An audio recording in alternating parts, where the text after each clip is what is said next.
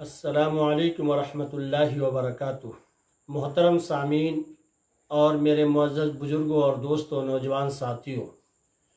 آج ایک عوام کی ایک اہم غلطی جو بہت زیادہ ہوتی ہے تراویح کے اندر اور قرآن کے سلسلے میں، اس کے بارے میں کچھ بتانے جا رہا ہوں، تاکہ ممکن ہے جو آدمی ہماری اس بات کو سنے اور ہو سکتا ہے اللہ تبارک و تعالیٰ اسے عمل کرا دے۔ سب سے پہلی بات یہ کہ قرآن کریم کے اندر اللہ تبارک و تعالیٰ نے فرمایا ہے وَرَتِّلِ الْقُرْآنَ تَرْتِيلًا،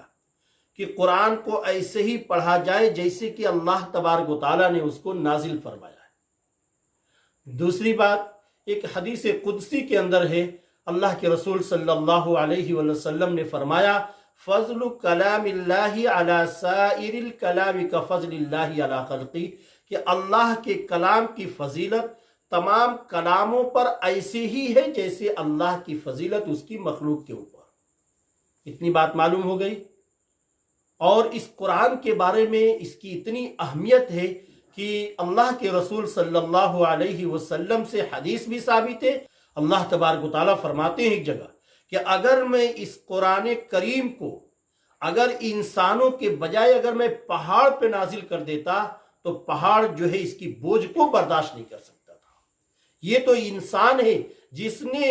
اتنا بڑا کلام اپنے سینے میں محفوظ کیا اور اس کے بوجھ کو اٹھایا۔ لیکن ظلم اس وقت ہوتا ہے میرے بھائی، آنکھ سے آنسو نہیں بلکہ خون کے آنسو اس وقت نکلتے ہیں جب آپ تراویح کے اندر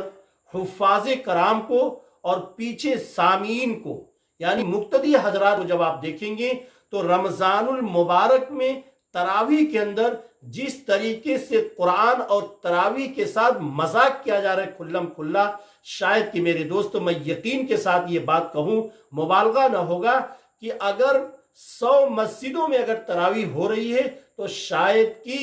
80 مسجدوں کے اندر امام بھی تراویح صحیح نہیں پڑھا رہا ہوگا، مقتدی حضرات جو ہیں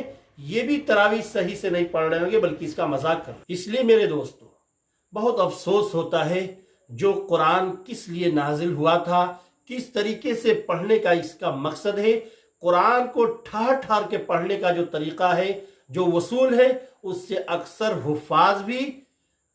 تراویح کے اندر اس طرح قرآن نہیں پڑھتے اور سامعین بھی اس چیز کو پسند نہیں کرتے، وہ چاہتے ہیں جلدی ہو جائے، چھٹی ہو جائے ہماری۔ تو یاد رکھیں کہ ایک میں اصول بتانے جا رہا ہوں قرأت کی لائن سے کہ قرآن کو 3 طریقے سے پڑھا جاتا ہے، ایک ترتیل، دوسرا تدویر اور تیسرا حدر۔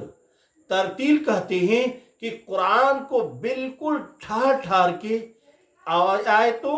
اور قواعد اور مخارج کی رعایت کرتے ہوئے قرآن کو پڑھا جائے، جس طریقے سے آپ لوگوں نے جلسے وغیرہ میں دیکھا ہوگا، سنا ہوگا۔ تو یہ ہو گیا ترتیل۔ دوسرے نمبر پہ ہے تدویر۔ تدویر کہتے ہیں کہ قرآن کریم کو تجوید اور غنہ، مد، اخفا وغیرہ کی رعایت کرتے ہوئے تھوڑا سا تیز پڑھا جائے، جس طریقے سے امام جو ہے نماز کے اندر قرآن کو پڑھتا ہے۔ دوسری تدویر ہو گیا۔ تیسرا جو ہے یہ پڑھنے کا طریقہ جو ہے یہ حدر ہے۔ حدر کی تعریف یہ ہے کہ قرآن کریم کے اندر غنہ، مد، اخفا اور حروف کی رعایت کرتے ہوئے تیزی کے ساتھ پڑھنا، لیکن تیزی کے مقصد یہ نہ ہو کہ مخارج وغیرہ حروف وغیرہ کرتے چلے جائیں، اس کو کہتے ہیں حدر۔ تو یہ اکثر دیکھنے میں آیا ہے کہ تراویح جب پڑھی جاتی ہے تو امام جو ہے نہ تو ترتیل کی شکل میں قرآن کو پڑھتا ہے، نہ تدویر کی شکل میں قرآن کو پڑھتا ہے، نہ حدر کی شکل میں قرآن کو پڑھتا ہے، گویا کہ اتنی جلدی جلدی قرآن کو پڑھا جاتا ہے، نہ صحیح آیت کا پتہ، نہ صحیح رکوع کا پتہ، نہ قرآن کے حروف اور تلفظ کا صحیح پتہ ہوتا ہے، اور اسی طرح کا مقتدیوں کی طرف سے یہ ظلم ہوتا ہے کہ وہ اسی چیز کو پسند کرتے ہیں کہ جتنی جلدی پڑھا جائے اور چھٹی ہو جائے۔ اس لیے میں آج جتنے لوگ یہاں پہ ہماری باتوں کو سن رہے ہیں یا جن کے کانوں تک ہماری آواز پہنچ رہی ہے، میں تمام پہلے نمبر پہ حفاظ سے میں درخواست کروں گا، قراء حضرات سے میں درخواست کروں گا، علماء حضرات سے میں درخواست کروں گا کہ جہاں کہیں بھی کوئی شخص اگر تراویح سنائے تو سب سے بہترین طریقہ، اگر ترتیل تو مشکل ہے تراویح کے اندر، لیکن تدویر کی شکل میں قرآن کریم کو پڑھیں جس طریقے سے نماز کے اندر پڑھا جاتا ہے۔ اگر تدبیر بھی مشکل ہو اور بہت زیادہ تاخیر ہونے کا اندیشہ ہو تو پھر حدر کے انداز میں پڑھ سکتے ہیں، لیکن غنہ، مد، اخفا وغیرہ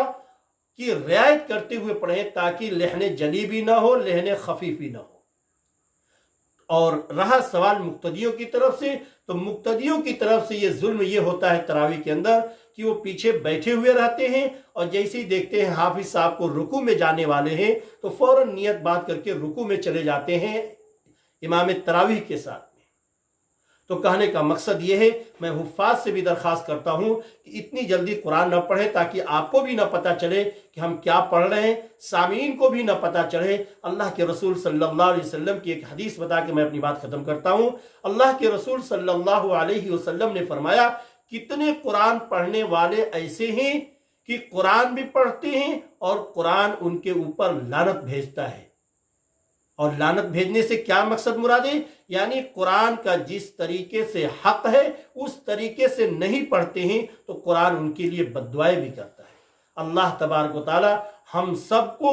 ان بری باتوں سے بچ کر کے اور صحیح طور پہ رمضان اور قرآن کریم کی قدر کرنے کی توفیق عطا فرمائے، اور تراویح کے اندر